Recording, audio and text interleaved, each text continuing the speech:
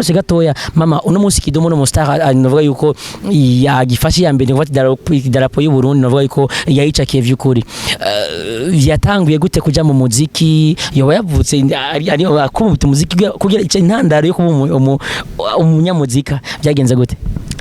Kidumu kuva mu bwana bwiwe atari mu makaye yaba ariko arestara ingoma ziwe kandi indirimbo akazironderera wenyene, hanyuma arabanza akestara utugopo duto aratindagira binini kubitisha amaguru n'amaboko, aratinda rero ariga kuvuza igitabo.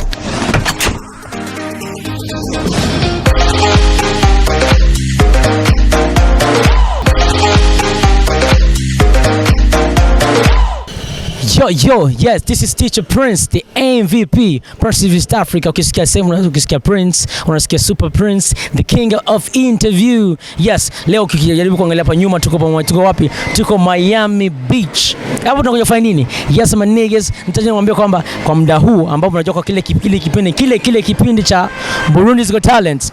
Ukijaribu kunywa kila siku niliwaambia mkimwona Teacher Prince mnasikia talent mpya, mnasikia kipaji kipya. Leo tunakuja wapi? Yes, kama tulivyowaambia kama tunaandalia kipindi kizuri, tunaandalia event nzuri kutoka Burundi, the first audition kutoka Burundi's Got Talent. Nimekuwa na Teacher Prince hapo, nimekuwa na Prince hapo. Kuna talent mpya tulipata, tumeifuata huko Miami Beach. Lakini talent gani? Ngoja kwanza kidogo, kumbuka kufanya subscribe, comment na share kwa marafiki zako, ambie kama Homewood TV inafanya vizuri sana. Ila kumbuka sasa hivi tulikuwa tunatoka huko kutembea, wanatuambia kama mamake na Kidumu iko hapa na mtoto wake na Kidumu iko hapa, lakini kwa sababu tunajua kama Kidumu ni legend ambaye amefanya vizuri kuanzia miaka awali mpaka leo anafanya vizuri, lakini tunahitaji kujua mengi kutoka kwa Kidumu. Lakini mama ati hayupo, iko wapi? Ipo Kenya. Lakini kwa sasa hata kama kwenye maradhi ya coronavirus imefanya watu wawe wamefungwa kwenye manyumba, ila muda huu tunaenda wapi? Tunaingia huko ndani kwenye Miami Beach, tunatuambia mama yake Kidumu anafanya nini, amekuja kuenjoy na just like he na granddaughter, like kama mtoto wake na Kidumu. Lakini najua mengi mtajua.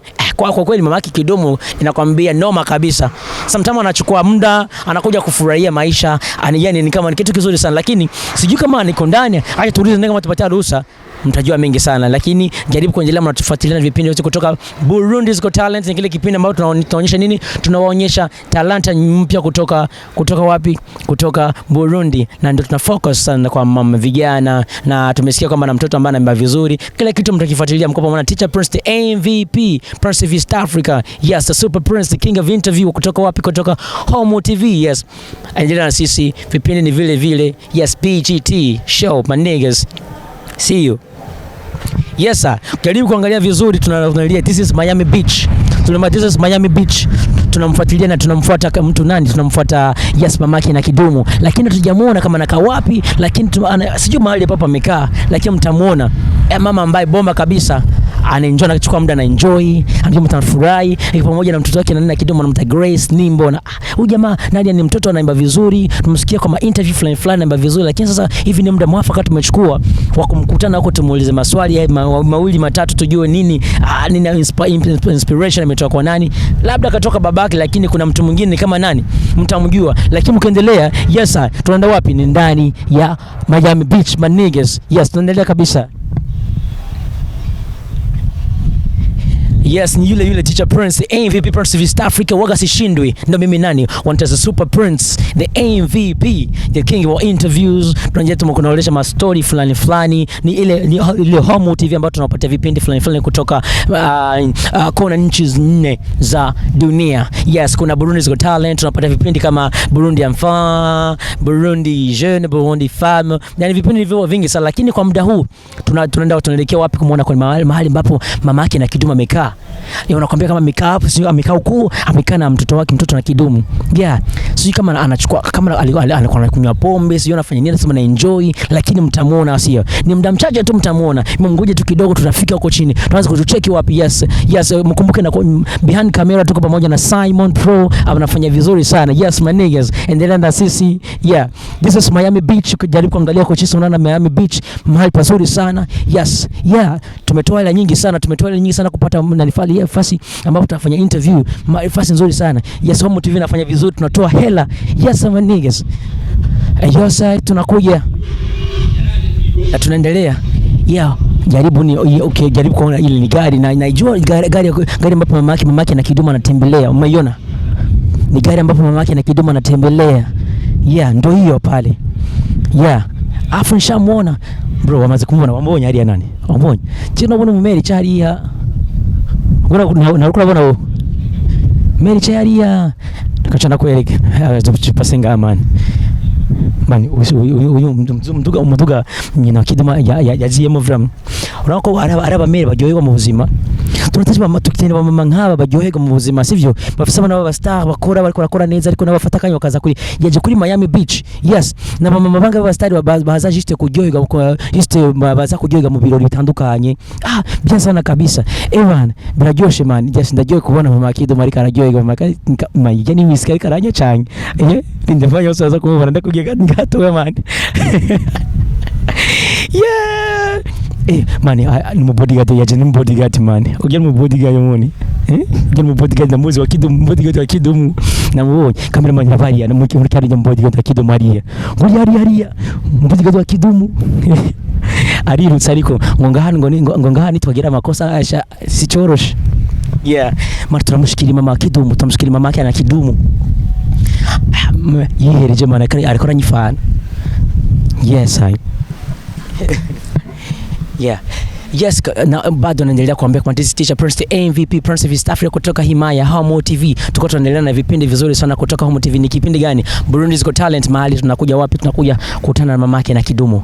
Mamake na Kidumu, si ndio? Ni mama ambaye anafanya vizuri sana, mama mkarimu sana, lakini tunahitaji kujua nini? Kujua mengi kuhusu nani? Kuhusu Kidumu. Lakini kumbuka mko pamoja teacher Prince the MVP Prince of East Africa. Behind camera tuko pamoja na Simon Pro. Yes, ama niggas, acha tumfikirie mama tumuulize nini amekuja kufanya hapa, amekuja kuenjoy. Naona kama mwana mtoto, si mtoto gani, lakini nyinyi mingi mtajua tukifika huko, sio? Yes I. Hey, asante mama. Habari yako mama? Umezeneza? Bora kome. Bora. Naona macho kujoheko. Twaje kujohekwa. Akana ka whisky. Akana na kavinyo. Akavinyo really. Mama kumwe ni. Ni muzukuru wanje. Urashora usiga umuzukuru ngana gutya? Ndamufise. Ibyo birashikanye none ukaza kuri plage nyine ukicara nyine kugira hanyene. Ego ndamunezereze. Umunezereze. Wow. Amakuru yawe? Meza. Urakomeye? Ego ndakomeye. Uravuga Kirundi? Ego. Byiza cyane gusa twari duciye hariya gato tuko turarengana batubwira ko nyina Kidumu ari ngaha maze ko tushaka kwicara tukaganira gato. Karibu kabisa. Yeah, that's pretty good. Yes, atuwanje tubabwira this teacher Prince the MVP Prince of East Africa. Tulimbo turi nace muri Homewood TV muri Kiganiro canje Burundi's Got Talent. Tulikumwe na nyina Kidumu Mbonyi, mama meze neza cyane gose, mama mkarimu sana ambaye sometimes anachukua muda anaenda wapi? Anaenda beach, anaenda kuenjoy kwa pamoja na nani? Kwa na her granddaughter, right? Yes, anatupa karibu tukae chini tuweze kuongea mengi sana kuhusu Yes, kama kwa ninakwambia this is teacher Prince the MVP Prince of East Africa kutoka himaya Homewood TV. Kama nilivyoambia kutoka mwanzo ni kile kipindi kile kutoka Burundi Got Talents BGT show. Yes, mahali ambapo tunawapatia story kutoka kona nchi za dunia, lakini kwa muda huu tuko pamoja na mamake na Kidumu. Kama tumekuta na enjoy, si ndio? Hata kama na enjoy kuna maswali mawili matatu ambayo tutakaa chini tuongee. Ametuambia tukae chini tufanye tustarehe, ametuongee. Lakini muda mchache mtajua kama una maswali fulani kuhusu Kidumu, sijui yale ambayo wewe unafikiria, lakini muda leo kutoka kipindi Burundi's Got Talent tutajua mengi sana kutoka, lakini this is the teacher Prince the MVP Prince of East Africa, mtajua mengi kutoka nani. Lakini kumbuka kwenda kurasa yetu Facebook, Instagram, uenda kwenye YouTube yetu mfanye unaandika Homewood TV kidogo na au uandike nani Burundi's Got Talent, tutajua mengi kutoka kwetu. Yes, lakini kuja behind the scene kwa na Simon Pro, lakini sijui ndashaka sababu gatebe ni chari gato tuicha kidogo gani? Yeah, mafanya gatebe mukokora nga dufasha gatebe. Yeah, murakoze meze neza. Merci beaucoup mama. Hanyuma kuri rero meze neza. Yego. Ndabona ryohewe. None kumwambia ngo muri babiri je ndabona indi faniri ngaha ni vert. Ndafise umwana wanje w'umugenzi wa Kidumu yamerekeje araho. Yaguherekeje umwana ahantu mugenzi wiwe? Umugenzi wiwe bikundana cyane naje warankunda. Bama bari kumwe imisi yose. Yego. Ubwo so je naje mvuye ari nabonye umuntu umukino mu. umubodyguard umubiri urashimira ko nyina wa Kidumu si woro cyane gose haji ari yose ari kumwe n'umubodyguard sivyo yes iyi ni inyigisho ku bastari benshi bari ngamo Burundi fukura abayiko bamama banyu muza murabereza bodyguard kintu cyiza cyane gose yes amvura kingi byukuri enda kingi umwanyu uriyumva kuri Ales yego uri kumwe n'umuzukuru wawe yego ego kuno mwanya turi kumwe na nyina wa Kidumu no muntu uvuga ko no mustar hami tumenyere cyane gose mu Burundi karakora neza tumita legend sivyo yamaze gukora neza cyane gose kuva mu myaka myinshi cyane gose kuva na kera uno munsi ndaziko Kidumu aho cishe hose Kidumu nta matamuzi sivyo no mwana ariko avise munsi aravuga ati muze Kidumu directement aca mumenya ariko rero rimwe na rimwe birasaba yuko benshi bamenya ati Kidumu ninde Kidumu ya uno munsi kugira ahageze uno munsi sivyo yaciye mu biki ivyo birafasha abajene benshi kumenya ati bakamenya ati ni gute natwe no munsi ndimo ariko ndaririmba ni iki nokora kugira nashaka kurananirwa ariko rimwe na rimwe tukaba twifuza yuko twomenya bimwe mu byerekeye Kidumu nashaka ko twumviriza bashaka kumenya ati mama wa Kidumu yitwa nde kugira bashaka bamenya ati kanaka ivyo nibibazo bikunda kuzana cyane ngo ati ikibazo gyatubaza no munsi muri ndisten tumaranyirongo nyina wa Kidumu yitwa nde ukasenkirikira nani takira bari ko twumviza bivuye buciye kuri Homewood TV bamenya ati nyina wa Kidumu yitwa nde jiwe nitwa nteze kwigira Merida yitwa nteze kwigira Merida usanze wubatse ndabiza ariko ariko yaritavye Imana umugenzi wanje pole sana igihe kingeniki yapfuye muri 1996 Kidumu yarafise imyaka ingahe Kidumu yaragiye mu mwaka w'icumi no kuvuga yuko burya Kidumu arafise abandi bana bavukana Kidumu bavukana bangahe se yabansige ari abana batanu Kidumu agira kangahe Kidumu ni imfura Kidumu ni imfura Kidumu tumvise Kidumu nikimbo niryo zina yavukanye yitwa n'abavyeyi cyane oya Kidumu ni izina ry'ubuhizi kuko yaradoshe cyane aba munini igiwe yitwa Nimbona Jean Pierre no kuvuga mumvise Kidumu mumvise yaradoshe cyane gose yaranywa amata menshi cyane gose yicariye amezi 2 kandi ari umuhungu umva ni Kidumu nyine yego umva bigerekana ko Kidumu kuva kiri muto yari inkerebutse by'ukuri kandi ari munini mututoshobora ego cyane turaba abana mu kibenga hariya tugezakirira usanga bicira amezi 6 bavyibushe cyane gose Kidumu yicira amezi 2 yamye kiruse cyane gose no kuvuga yavuze avuga ati makoni kwa kiri ku mama urashaka kumbyara no mbyara umva yatibye kuvuga gose wana byo ndamuvyaye cyo kimwe nabandi namuvyara amezi 9 ariko rero ni Imana n'imigisha nagize kuko n'abaganga barantera ubwoba babona ingene yungura ibiro bakambwira ko atazobaho ariko Imana yarakinze yarakuze ariko ngerageje kuraba nawe ngene umeze ndabona ko yashe muri iyo myaka yiheze ncari cyoroshe kera nari munini ge namwosa nari visi biro 90 naraja kwipimisha gushika nahakura abo umwana nyene ujya uheka ukabona kunaniwe jewe naravyibuha cyane nonsa navyaye mama yarafise ibiro birenga 90 ukumva ko yari mama Kidumu vyukuri mama adoshe mama wa kilo eti ego kweri nari munini ego hanyuma tugereje kusubira inyuma gato ya Kidumu batwiye ko ari imfura iyo tusantumenyereye yitwa Nimbona Jean Pierre akaba arafise bashiki bo bavukana ego bashiki bangahe ubu ni babiri umwe yaritavye Imana no kuvuga ubasigaranye mushiki witwa nde ni babiri twumenya amazina yabo hariho ngeza hayo Claudette yari wakangaye agira kangaye ko Claudette mu ruvyara agira kane anje umuhungu subira umuhungu Claudette hanyuma wundi Ndwayezu Aline ni hariho uno nyine ari we asanzwe ariho hari babiri abakobwa nibo basigaye no kuvuga maze kumenyamo Jean Pierre harimo Claudette na Aline abahungu babiri nabo nibo nde nande hariho Ndikumana Claude no kangaye wa kabiri hanyuma wundi nawe Majambere Gentil ni wa kangaye wa gatatu no kuvuga abana batanu bose ariko niko kusigaranye batanu usigaranye pole sana ariko nibaze yuko ko biri kose abo wasigaranye barakwirura vyukuri dini nyungu maze kugira abuzukuru benshi abuzukuru bangahe ni benshi wagira kuri 30 canke 40 oya ariko ni benshi ko tuvuze benshi ni gutangura kuri 2 3 kudoga Kidumu afise abuzukuru 7 abana 7 umukurikira afise 3 Claude aho mushiki we wundi afise 4 wundi afise mushiki we 3 majambere 2 urumva vyukuri unumva ni benshi negose no kubatera nyumva ko unusukura ryohego hanyuma utubona ngaho bari umuzukuru wawe kangahe uyu wakangahe uyu numwuzukuru wa 3 kuri Claude kuri ki ni mwana wa Kidumu yazina bimenyeye amakuru yawe umeze neza niza cyane gose umwana wa Kidumu nakuma numva minsi ma radio ma television bariko baravuga viza cyane gose narakoze cyane gose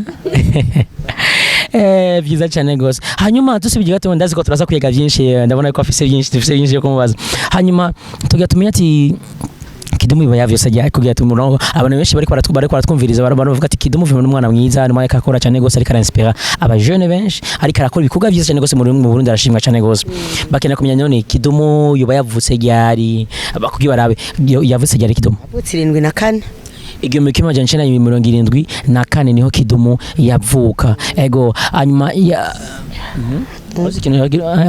hanyuma akaba yatanga ishuri ryari yatanguriye mugenda muharura yatanguriye kijya gihe batanguriye imyaka 7 imyaka wumve no kuva yatanga ishuri mu 1981 1981 niho Kidumu yatangura ishuri mu Kidumu primaire yagiye he mu Kinama kuri centrale Kidumu yigiye primaire kuri centrale actuellement centrale na hindi shuri mu primaire yagiye ko kuri centrale yabandanije yaduga yari n'ubwenge ego ugereje kuzikara nka mama wa Kidumu uravye ari ku ishuri ndazi ko waramenya amakuru yiwe ku ishuri yigenza gute yari umwana kubagana canke w'incabwenge navuga ati abana bose yari imboneza mu bandi bana Kidumu yari incabwenge cyane gose ubwo si handi mama bacu mama ariko aratuvuga ati mwana wanje ari incabwenge azi ko mama wanje yamandumisha ati ngo urazi ku ishuri ngo navu wa mbere kandi ariko ngereje kugira amanuze nasanze yava nkuwa 230 Kidumu Kidumu atabaye wa 2 yavo wa 3 atabaye wa 2 yavu wa 3 ngo no munsi tugerageze kuraba mu Burundi muri industry music muri mu muziki uno munsi no wa mbere vyukuri umva no mwishuri ari wa mbere jusqu'au aujourd'hui aracari wa mbere hanyuma Kidumu amaze kwiga secondaire naniyo primaire amashuri mato secondaire yaciye yigira he kuri lycée Gisenyi mu Ngagara lycée Gisenyi mu Ngagara niho ico gihe niho acica muri secondaire no kuvuga we ntaho nigeza dubura Kidumu rimwe yari ruhuyikiye ngo yumva yuko mu mutwe atameze neza ubwenge bwisha ari ruhutsa niwe yafashe umwanya wo kuruhuka kugira iyo umuvira shikumurana agafata pose nyine ubikora vyiza cyane gose vraiment sikia mzee yani sometimes nachuka muda wa kupumzisha kichwa ni vyiza cyane gose ego hanyuma maze kweza Kidumu yaraje amashuri ariko ndibaza yakubera intambara Kidumu ntiyahejeje amashuri ego kuko ugerageje kumuraba ingene avuga urabona ko avuga nk'umuntu w'intellectual yajije ngo yaraje amashuri none ni iki cyo bacarakozwe uno munsi ukabona ko n'umuntu ashaka guhagarara imbere akavuga ijambo kuruta ntabiza amashuri Kidumu yarakurikirana Kirundi cyane yarakurikirana imico y'Ikirundi najewe narabikunda baramutse bagiye mu kiruhuko ntibagumye no mu gisagara aca ndabohereza iwacu ni Muramvya iwacu ni Muramvya Kidumu yavukiye hajye nyine mu Kinama nyene mwana bavuga ego muri Bururi hajya nyene yasi Bururi ni quartier Ruyigi yavukiye muri quartier Ruyigi mu Kinama mu 1974 niho yavuka ari imfura kuri kugira Merida nangeza hayo Jeremy ngeza hayo Jeremy umugabo wanje ego hamwe na nteze kwigira Merida no kuvuga nibo bavyeyi mavyumvise cyane nibo bavyeyi ba Kidumu akabavukana n'abandi bana bakurikiranye mani 6 kuri ko havuyemwe umwe ariko asigaranye abantu 5 bafite bashiki babiri Aline hamwe na Ngeza Claudette umva ko ari umuryango yaguye kamara akaba ari umumama no musi ariko araryoyego ubusaza bwiwe afisa bizukuru benshi cyane gose mugiye kushana no twicaye ku ruhande rwacu ni no mwuzukuru wiwe urabona yuko araryohewe ko yamuzanye kuri biraboneka yuko wewe kera wari umuntu yasanze no musi biyumvire gute gwiruze kuri beach byo gwicare uvuga ati njya kayaga ndi kubona umuzukuru wanje ni neza cyane kugira ngo atembere agorora imitsi n'ujya ari umushitsi yava muri Kenya sinomugumiza twicara iruhande ntegeza kugira ngo ndamutembereze Nifuko yamutemereze ego nawe urabona ko yaryohewe yaje araryoherwa karahazi arahakubitira nanje rero nkamwereka yuko ndabishoboye yuko twaza gutembera n'umwuzukuru wanje vyiza cyane gose urabona ko hari itandukaniro bamwe mu matsa tumenyereye nawe urabona ko ari ubuzima bo baraciye muvuga ati buri lyrics muvuga ati jewe nakukera vyashika ukaryoheye ukavuga ati jewe ndagiye muri boom ndatoye ndiki no mucanche wanje nkabati turagiye jewe namvetwa n'umugabo akanjagura n'impuzu nambara abwira ati wowe no munsi sheri rabura wambaye oya ihindura wambare gutya yantegeka iyo nambara kasohokana Wow. Yes, manager kumubwira ati this teacher Prince the MVP Prince of East Africa muri Kiganiro Burundi's Got Talent nacaje ko tomato babwira inkuru nyinshi kubitavuye ku bastar batandukanye ariko ba legend kandi cyane tarwa legend gusa ni impano zikiko ziraruka ariko no munsi muri Burundi's Got Talent wazaniye iki ni impano iyi mazi kiringo kirekire ari nde Kidumu tumenyere ku izina rya Kibido ano musatari abarizwa muri Kenya ariko umunsi uri kumwe na mama wiwe ariko aravuga byinshi kubyereka inkuru y'ubuzima bwa Kidumu ariko aravuga inkuru y'ubuzima bw'umuntu atakiriho aracariho ye birageze cyane ikintu kiza gifasha cyane abo bose bariko bararuka bavuga ati Kibido yari inde Kibido yakoze iki uno munsi kumva yuko uno musagi ahageze uno munsi unumva ko n'abavyeyi bafisemo uruhare rudasanzwe ego tugarutse gatoya mama uno munsi Kidumu no mustar navuga yuko yagifashe ya mbere ngwati darapo y'u Burundi navuga yuko yayicakiye vy'ukuri yatanguye gute kuja mu muziki yoba yavutse ari akubita muziki kugira intandaro yo kuba umunyamuzika byagenze gute Kidumu kuva mu bwana bwiwe atari mu makaye yaba ariko arestara ingoma ziwe kandi indirimbo akazironderera wenyene hanyuma arabanza akestara utugopo duto aratindagira binini kubitisha amaguru n'amaboko aratinda rero ariga kuvuza gitari aho tusubinywa gato bari nko ugerageje kuzigeranya hari nko mu mwaka wajyari gutyo ugereranyije yatangura kugira utudukopo duto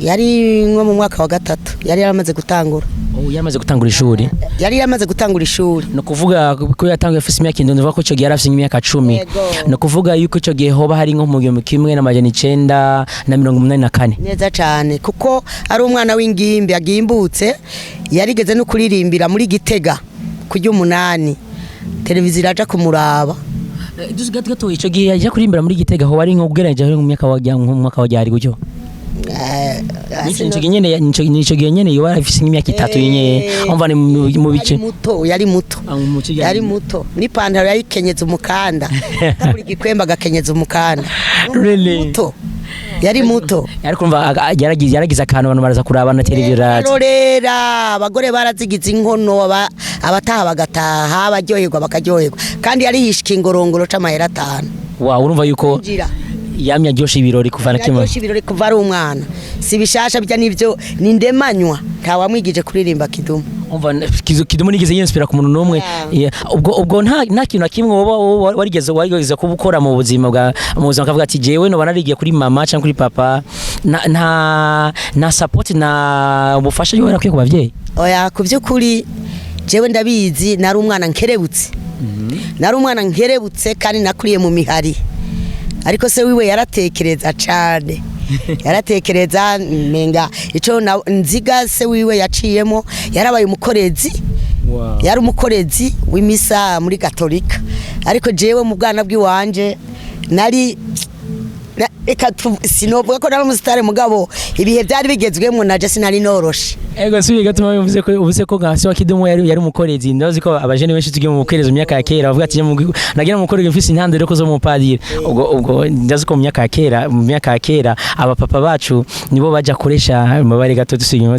nibo baje koresha ubwo kera abamama bararesha abamama nko nk'inkumi yacha kuri yaje shaka kujya koresha umuntu mu papa oya umuhungu niwe yakurora bishaka gute umuntu yari umutambira mana yari umukorezi hakumva yuko yogira mu mama nka mama Kidumu ahubwo yahawe n'Imana ko abahungu bandondera bari beshe ariko byaye byaranse ati wera kirase wa Kidumu ego ayimari ahari hose niba tuvuge rest in peace ego urumva ko Kidumu yaramwigiye ko ibintu byinshi cyane gose navuga ko no mwanya imbere yuko tubandanye ikintu kimwe gushaka no mwanya imbere ko tushaka mu bindi vyeke ya Kidumu ikintu kimwe uvuga gushaka no mwanya wushime uvuga ati iyo ni usize na Kidumu nyibuka kino kintu cuba caragushimishije kuri Kidumu gushima mose ugati ndamwibutse cyane wa kino kintu iki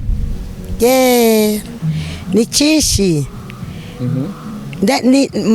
nk'ubu afise ubuzima bwiwe ndimwibutse cyangwa nkamwiyumvira Kidumu ngaca nibaza ngaca nibuka ingene yagira hitanwe n'intambara kandi agwanira abana arondera gashikiwe gatoyi akondwa Yezu Aline hanyuma agiye kugafata baca bararasa twari hari ngwano ihambaye urusase gwari kumuca mu mutwe rugwimbere ico ndagishima ko Imana yankoreye ivyiza bihambaye cyane really no kuvuga umunsi ubonye Kidumu navuga ati vraiment uri nimbona vyukuri najya nimbona nariteguye nkiri umukobwa nimbona urabona ni handi bavuga rero abavyeyi yuko izina ryose uhabwa n'umuvyeyi riba ariko ni kuvuga niryo riba gwawe sivyo ni nimbona kuko ahari hose Imana igumibona naho aca mu ngorane zitandukanye ariko ni nimbona Mungu anamwona vizwe Imana iramubona hanyuma uno munsi yamaze gutangura umuziki mama umuziki wa mbere Kidumu yo bararirimbye uvuga ati je umuziki yo ndawumvise ewa naone niko nateka no kuzigiza no zigiza sivyo nuwaye oya sindayibuka imwe hariyo yategura muri rya y'abazayigwa muri zige ndirimbo z'abazayigwa bakera twaratambana naratambana je nawe ukaje kugatamba nubu uraca twaratamba